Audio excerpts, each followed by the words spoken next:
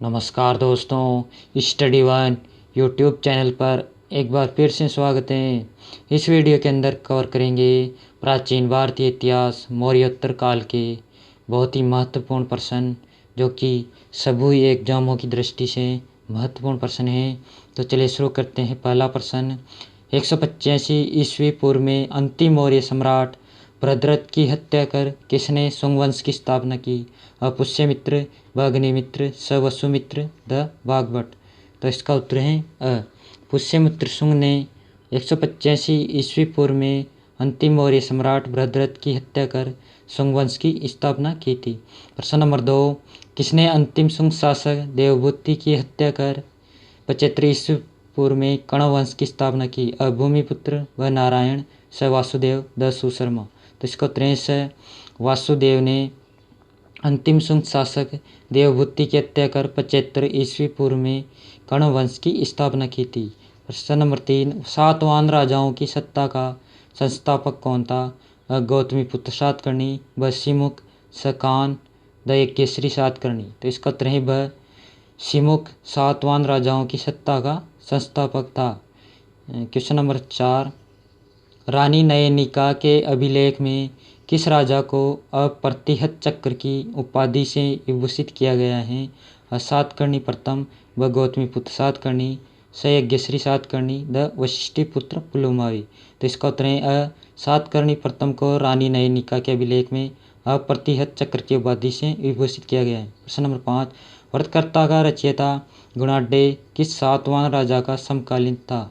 सिमुक, बहाल, सातकर्णी प्रथम, द सातकर्णी द्वितीय। तो इसका उत्तर है वह हाल सातवाहन राजा का समकालीन था। प्रश्न नंबर 6, सातवाहनों में महाराष्ट्र छीनने वाला सक्सत्रप कौन था? रुद्रदामन, नहपान, सभूमक, द चष्टन। तो सातवाहनों से महाराष्ट्र छीनने वाला सक्सत्रप था नहपान, और सातवाहनों में महाराष्ट्र की राजधानी प्रतिष्ठान थी। प्रश्न नंबर 7, सातवाहन शासकों ने किस धातु के सिक्के नहीं चलाए? तांबा, व सीसा, द सोना, द चांदी। तो इसका उत्तर है सोना। सातवाहन शासकों ने सोने के सिक्के नहीं चलाए, बाकी तांबा, सीसा, चांदी इनके सिक्के चलाए थे। प्रश्न नंबर 8, निम्नलिखित युग्मों में से कौन सा युग्म सम्मिलित नहीं है? संप्रदाय और संस्थापक दिए गए हैं। पाशुपत्र संप्रदाय का संस्थापक लकुलिश था, बिल्कुल सही है। लिंगायत संप्रदाय का वासु था। कापालिक संप्रदाय का अगोरजन्य था, बिल्कुल सही है। नाथपंथी संप्रदाय का गोरखनाथ नहीं था, इसका मत्स्येंद्र नाथ था। प्रश्न नंबर 9, भारत में सोने के सिक्के जारी करने वाला पहला राजा कौन था? कुजुल कुटबिसस, भीम कटबिसस, स कनिष्क, द चंद्रगुप्त द्वितीय। तो इसका उत्तर है भीम कटबिसस भारत में सोने के सिक्के जारी करने वाला पहला राजा था। क्वेश्चन नंबर 10, अशोक ने दम की परिभाषा ग्रहण की थी? लक्खन सूत्र से, व राहुलवाद सूत्र से, द दीर्घ निकाय से, द इनमें से कोई नहीं। तो इसका उत्तर है व राहुलवाद सूत्र से अशोक ने दम की परिभाषा ग्रहण की थी। राहुलवाद सूत्र को गह विजय भी कहा जाता है। प्रश्न नंबर 11, निम्नलिखित में से किस राजा ने सर्वप्रथम संस्कृत में एक विस्तृत अभिलेख जारी किया था? अशोक ने, व रुद्रदामन ने, स खारवेल ने, द गोंडोफर्निस ने। तो इसका उत्तर है व रुद्रदामन ने सर्वप्रथम संस्कृत में एक विस्तृत अभिलेख जारी किया था। प्रश्न नंबर 12, निम्नांकित राजवंशों को नीचे दिए गए कोड का उपयोग करते हुए क्रम में व्यवस्थित करें। शुंग वंश, हर्यक वंश, नंद वंश, मौर्य वंश, 4 वंश दिए गए हैं। तो इसका उत्तर है 2, 3, 4, 1 नंबर का सही है। तो हर्यक वंश का शासक बिंबिसार था, और नंद वंश का संस्थापक महापद्मानंद था, और अंतिम शासक गणानंद था, जिसकी पराजित कर मौर्य वंश की स्थापना चंद्रगुप्त मौर्य ने की। तो तीसरा मौर्य वंश था। चौथा शुंग वंश था। तो शुंग वंश का संस्थापक था पुष्यमित्र शुंग। पुष्यमित्र शुंग ने अंतिम मौर्य सम्राट भद्रथ की हत्या कर शुंग वंश की स्थापना की। तो इसका उत्तर है 2, 3, 4, 1। प्रश्न नंबर 13, सूची प्रथम को सूची द्वितीय से सम्मिलित कीजिए और नीचे दिए गए कोड से अपने उत्तर का चयन कीजिए। सूची प्रथम सूची द्वितीय को आपस में मिलान करना है। वसुमित्र कनिष्क राज दरबारी था, बिल्कुल सही है। पतंजलि पुष्यमित्र शुंग का दरबारी था, बिल्कुल सही है। मेगस्तीनी चंद्रगुप्त मौर्य का दरबारी था, बिल्कुल सही है। हरिसेन समुद्रगुप्त का दरबारी कवि था, ये बिल्कुल सही है। तो इसका उत्तर है अ का 1, ब का 2, स का 3, द का 4।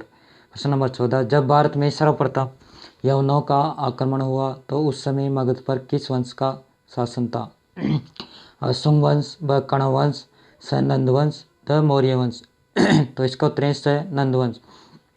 जब भारत में सर्वप्रथम यवनों का आक्रमण हुआ था उस टाइम नंद वंश का शासन था। प्रश्न नंबर 15, कथन है भीम कटविशेष शैव धर्म का अनुयायी था। कारण भीम कटविशेष की मुद्राओं पर शिव व नंदी के चित्र मिले हैं। कोट ए तथा आर दोनों सत्य हैं तथा आर एक की सही व्याख्या है। ब ए तथा आर दोनों सत्य हैं परंतु आर एक की सही व्याख्या नहीं है। स ए सत्य हैं किंतु आर असत्य हैं। द ए असत्य हैं किंतु आर सत्य हैं। तो इसका उत्तर है ए तथा आर दोनों सत्य हैं तथा आर एक की सही व्याख्या है। यानी भीम कटविशेष शैव धर्म का अनुयायी था, उसकी मुद्राओं पर शिव नंदी के चित्र मिले हैं। प्रश्न नंबर 16, किस शासक ने काठियावाड़ के अर्धशोषक क्षेत्र की प्रसिद्ध सुदर्शन झील की मरम्मत करवाई?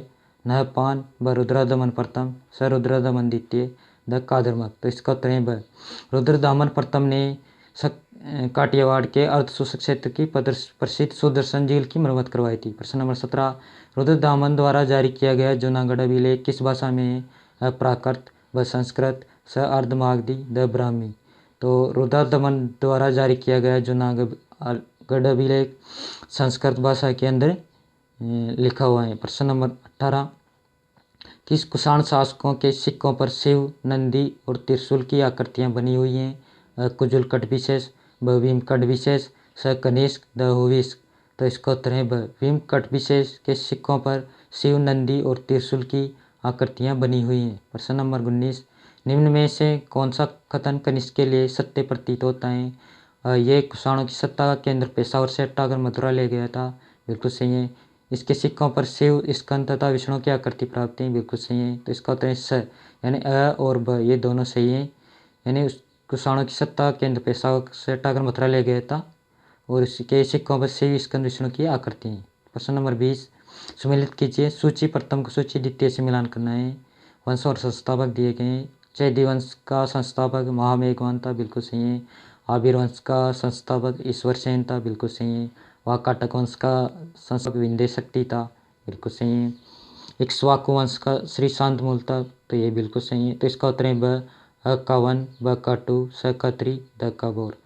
प्रश्न नंबर 21, निम्नलिखित युग्मों में से कौन सा युग्म असत्य है? पुस्तक और उसके लेखक दिए गए हैं। स्वपन वास दत्तम, ये पुस्तक वास की है। बिल्कुल सही है। महाभाष्य से ये पुस्तक पतंजलि की है। बिल्कुल सही है। नाट्यशास्त्र पुस्तक भरतमुनि की है। ये भी सही है। गाथा सप्तशती ये अश्वघोष की नहीं है। गाथा सप्तशती पुस्तक हाल की है, जबकि अश्वघोष की बुद्ध चरित और सारिपुत्र परिकरण है। प्रश्न नंबर 22, वैष्णव धर्म के महत्वपूर्ण अवशेष देवगढ़ यानी झांसी का दशावतार मंदिर ये किस श्रेणी का है? अपंचायतन, व षडायतन, स चतुर्भुजीय, द अष्टभुजीय। इसका उत्तर है तो देवगढ़ का झांसी का दशावतार मंदिर ये पंचायतन शैली का बना हुआ है। प्रश्न नंबर 23, भागवत संप्रदाय के प्रवर्तक कृष्ण निम्न में से किस कबीले से थे? अवर्षणी, व शाक्य, सयदु, द विष्णु। तो इसका उत्तर है यानी भागवत संप्रदाय के प्रवर्तक कृष्ण वर्षणी कबीले से जुड़े हुए थे। और अगला क्वेश्चन है 24, ग्रीक लेखकों में डायोनिसिस शब्द का प्रयोग किसके लिए आया है? विष्णु, व शिव, स दुर्गा, द रुद्र। तो इसका उत्तर है ब शिव के लिए डायोनिसिस शब्द का प्रयोग किया गया है और कृष्ण के लिए यूनानी लेखों में हेराक्लीज का प्रयोग किया गया है। प्रश्न नंबर 25, निम्नलिखित युग्मों में से कौन सा युग्म असत्य है? वंश और शासक दोनों दिए गए हैं। सारात वंश का शासक भूमिक था। बिल्कुल सही है। चेस्टन वंश का शासक यशोमतिक था।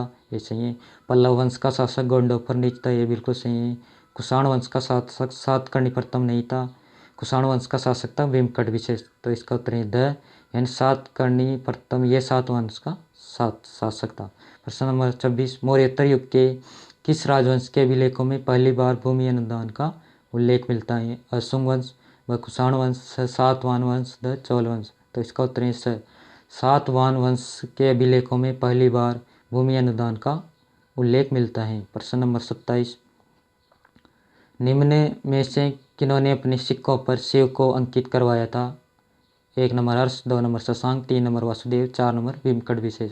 तो इसका उत्तर है द 1, 2, 3 और 4 यानी हर्ष, शशांक और वासुदेव और भीमकट विशेष इन चारों के सिक्कों पर शिव को अंकित करवाया गया है। अगला प्रश्न है 28। कुषाण कालीन देवकुल किस स्थान में मिले हैं? पुरुषपुर में, व बेग्राम में, स मथुरा में, द पाटलिपुत्र में। तो इसका उत्तर है स मथुरा से कुषाण कालीन देवकुल प्राप्त हुए हैं। प्रश्न नंबर 29। निम्नलिखित युग्मों में से कौन सा युग्म सुमेलित नहीं है? शासक और अभिलेख दिए गए हैं। एलियोडोरस का बेसनगर का गरुड़ स्तंभ लेख बिल्कुल सही है। हुइस का मथुरा स्तंभ लेख ये बिल्कुल सही है। कनिष्क का सारनाथ का बौद्ध प्रतिमा अभिलेख ये बिल्कुल सही है। रुद्रदमन का हाथी गुम्फा अभिलेख ये गलत है। रुद्रदमन का जूनागढ़ अभिलेख था, जबकि हाथी गुम्फा अभिलेख था खारवेल शासक का था। प्रश्न नंबर 30। कनिष्क द्वारा आयोजित बौद्धों की चतुर्थ महासभा ने बौद्ध दर्शन पर एक विश्वकोश तैयार किया था। इस विश्वकोश का क्या नाम था? आर्यसक, प्रज्ञापारमिता सूत्र, स महावार्य, द महाविभाषा। तो इसका उत्तर है द महाविभाषा। कनिष्क द्वारा आयोजित की गई महासभा में बौद्ध दर्शन पर एक विश्वकोश तैयार किया गया था। तो ये थे आज के प्राचीन भारतीय मौर्योत्तर काल के महत्वपूर्ण प्रश्न। Thank you.